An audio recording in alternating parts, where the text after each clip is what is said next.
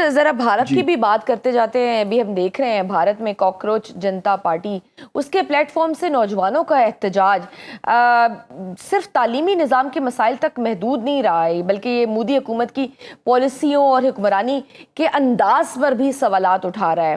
آپ کے خیال میں نوجوان طبقے میں پیدا ہونے والی یہ بے چینی مودی حکومت کے لیے کس نوعیت کا سیاسی چیلنج بن سکتی ہے؟ کیونکہ اب یہی کہا جا رہا ہے کہ ان کے اس دور حکومت میں یہ سب سے بڑا جو یہ پروٹیسٹ دیکھنے میں آیا ہے، اور جس طرح سے پھر حکومت ان کو ڈیل کر رہی ہے.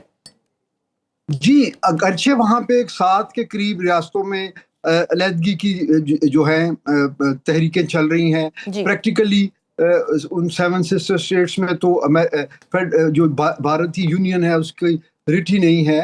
لیکن اس سے پیشتر جو پنجاب کے کسان تھے ان کی طرف سے ایک بڑا بھرپور احتجاج ہوا تھا جی اور وہ پھر سیٹل ہو گیا. لیکن اس کے بعد یہ جو ابھی ویو آئی ہے اس کو آپ اس کی ڈاٹ کنیکٹنگ کیجئے بنگلہ دیش میں جو ہے یوتھ اور بالخصوص طلباء کے جو ہے نا اویئرنیس اور ان کے سڑکوں پہ آنے کا جو ایک گیم چینجر ایک سیناریو. تو اگر اب یہ ڈیپینڈ کرے گا کہ یہ کس طرح اس کو ہینڈل کرتی ہے گورنمنٹ.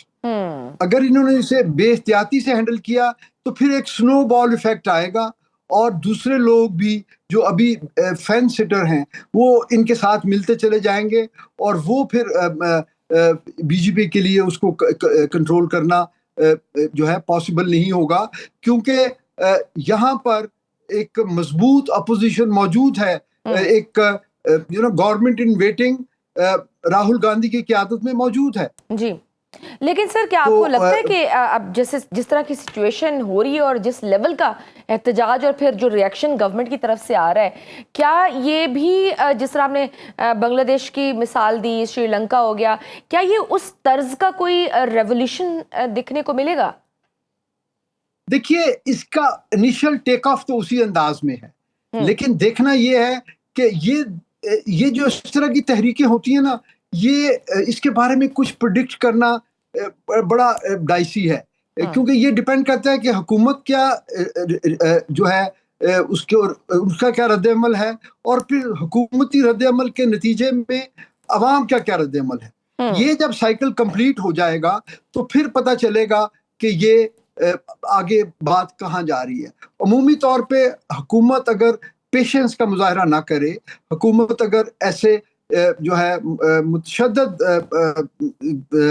راستے اختیار کرے کہ وہ یہ سوچے کہ جی ہم نے اس کو طاقت کے بھرپور استعمال سے ختم کرنا ہے، تو پھر وہ جو ریئیکشن ہوتا ہے وہ ایک سنو بال ایفیکٹ ہوتا ہے.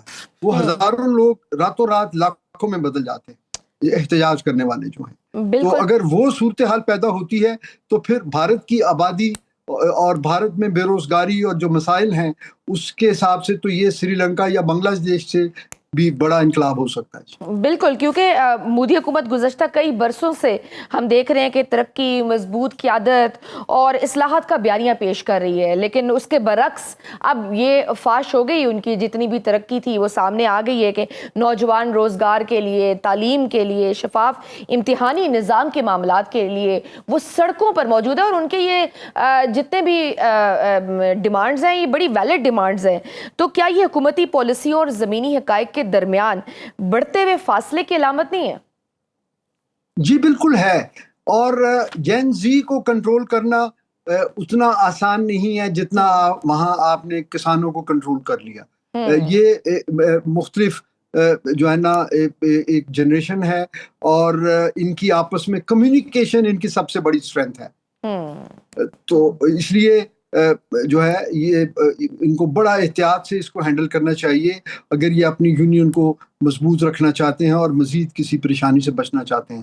آلریڈی ان کو بیرونی محاذوں پہ جس قسم کی ہزیمت ہوئی ہے پچھلے سال جنگ ہارنے کے بعد، اور وہ جس طرح آئسولیشن کا شکار ہو رہے ہیں، وہ اس طرح کی اندرونی مسائل کے متحمل نہیں ہو سکتے. ورنہ یہ situation the last nail in the coffin Modi سرکار کے لیے ثابت ہو سکتا ہے. بہت شکریہ.